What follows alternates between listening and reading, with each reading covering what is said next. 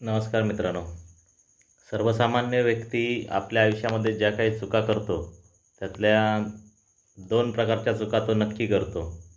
एक प्रकार म्हणजे तो चुकीच्या माणसांवर विश्वास ठेवतो आणि दुसरी चूक म्हणजे त्याला योग्य माणसांवर विश्वास ठेवता येत नाही, बरोबर माणसांवर विश्वास ठेवता येत नाही.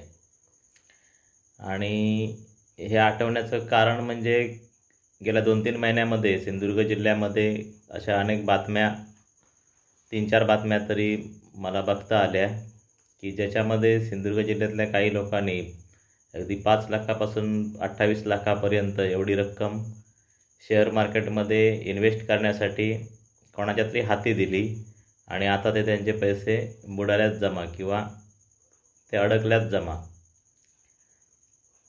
तर बाकीच्या ठिकाणी सुद्धा अशा पद्धतीने पैसा अडकलेला आपण बघतो, चिटफंडमध्ये वगैरे. परंतु तो एक वेगळाच विषय असतो, त्याविषयी न बोललेलं बरं. पण ज्या लोकांना खरोखरच आपल्या कष्टाचे पैसे जे आहेत ते जर वाढवायची इच्छा असेल तर असे दुसऱ्यांच्या हातात देण्यापेक्षा त्यांनी सरळ सरळ जो योग्य राजमार्ग त्याच्यामध्ये अवेलेबल आहे त्याचा वापर ही लोक का करत नाहीत, हा मला एक मोठा गंभीर प्रश्न पडलेला आहे. आपल्या हातातले पैसे आपण दुसऱ्याच्या हातात कसे काय सोपवू शकतो? एक सर्वसामान्य व्यक्ती म्हणून आम्हाला काही हजार रुपये कमवताना नाकी नऊ येतात आणि काही लोकांकडे असे लाखो रुपये असतात की जे दुसऱ्याच्या हातात सहज देतात. हे बघून फारच वाईट वाटतं.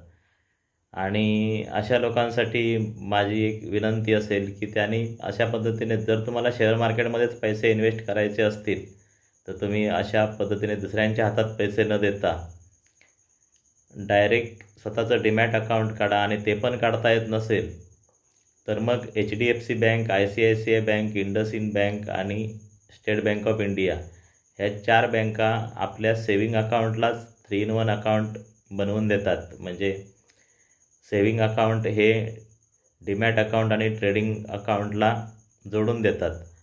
आणि जो काही तुमचा पैसा असेल तो तुमच्या सेविंग अकाउंटमधूनच डायरेक्ट शेअर मार्केटमध्ये जाऊ शकतो आणि तुम्ही ज्या क्षणी ते शेअर विकणार त्या क्षणी ते पैसे ॲटोमॅटिक तुमच्या अकाउंटवरच येणार. आणि बाकीच्या बँकांचं माहिती नाही, परंतु HDFC बँकेची जी सर्व्हिस आहे ती नक्कीच चांगली आहे, टेक्निकलदृष्ट्या अतिशय उत्कृष्ट आहेच. परंतु डीमॅट अकाउंट ओपन केलेल्या व्यक्तीसाठी त्यांचा एक पोर्टफोलिओ मॅनेज करणारा एक मॅनेजरही त्यांचा नेमलेला असतो, तो बाकीच्या बँकांचा सुद्धा असू शकतो. आणि तुम्ही उगाचच कोणाच्या तरी सांगण्यावरून कुठलेही शेअर घेण्याच्या ऐवजी ते जे पोर्टफोलिओ मॅनेजर असतात त्यांनीच सांगितलेल्या शेअरमध्ये जरी इन्व्हेस्ट केलात तरी तुम्हाला भले फायदा नाही होणार, पण तुमचं जे काही कॅपिटल आहे ते तरी शाबूत राहील. फार फार तर अगदीच नुकसान झालंच तर मी म्हणतो 10%, 20%, 30% इथपर्यंत नुकसान होईल.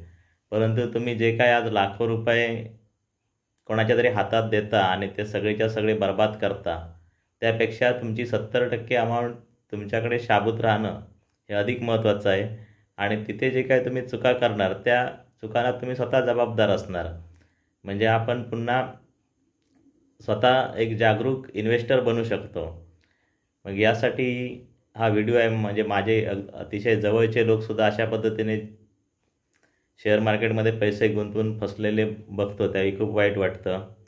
काही लोकांना अजूनही शेअर मार्केट संदर्भामध्ये माहिती नाही आहे. ते कोणीतरी त्यांना असं एकांतात घेतं आणि काहीतरी एखादी सिक्रेट गोष्ट असल्याप्रमाणे सांगतं आणि हे लोक सर्वसामान्य साधी माणसं त्या गोष्टींना भूलथापांना बळी पडून आपल्या हातातले पैसे बिनधास्त त्यांच्या हाती सोपवतात.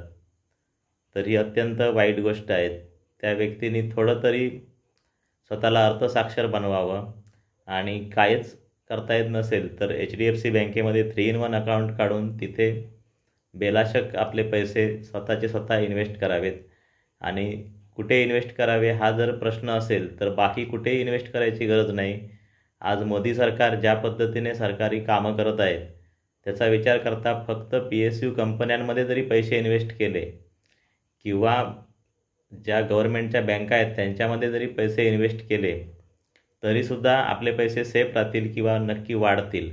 अर्थात हे काय माझं रिकमेंडेशन नाही आहे, मी आपला